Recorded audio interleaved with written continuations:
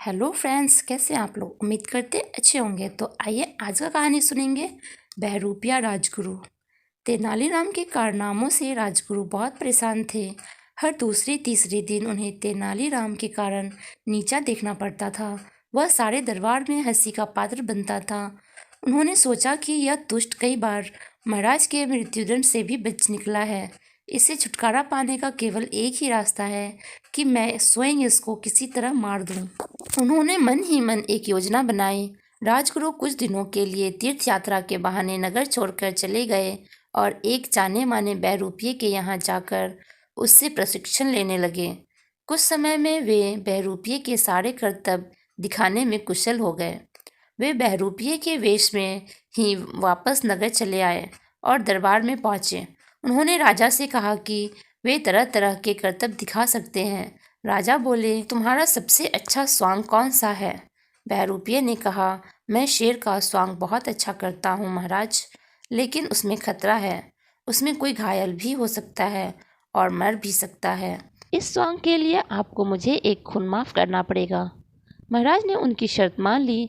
एक शर्त और है महाराज, मेरे स्वांग के समय तेनालीराम भी दरबार में अवश्य उपस्थित रहें।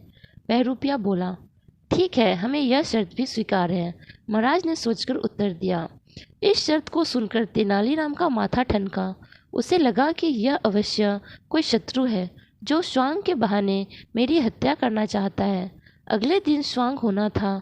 तेनालीराम अपने कपड़ों के नीचे कवच पहनकर आया ताकि अगर कुछ गड़बड़ हो तो वह अपनी रक्षा कर सके। स्वांग शुरू हुआ।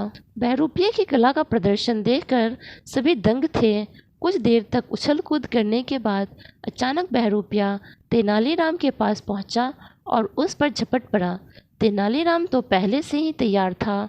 उसने धीरे से अपने हथनखे से उस पर वार किया।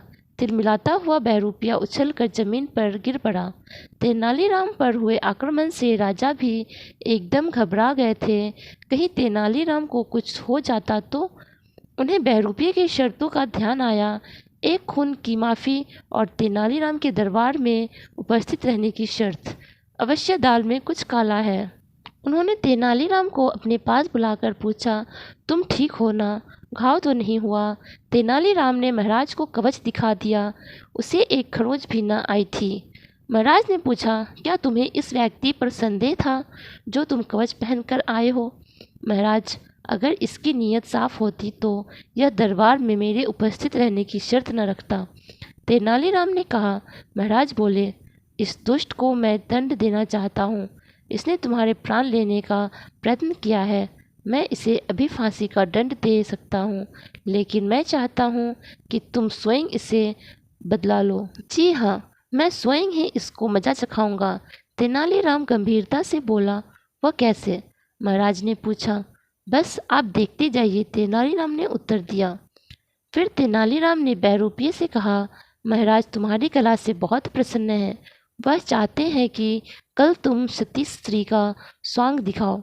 अगर उसमें तुम सफल हो गए तो महाराज की ओर से तुम्हें पुरस्कार के रूप में 5,000 स्वर्ण मुद्राएं भेंट की जाएंगी। बहरूपिये के वेश में छिपे राजगुरु ने मन ही मन कहा कि इस बार तो बुरे फंसे, लेकिन अब स्वांग दिखाए बिना चारा भी क्या था। तेनालीराम ने एक कुंड बनवाया। उसमें बहुत सी लकड़ियां जलवा दी गई।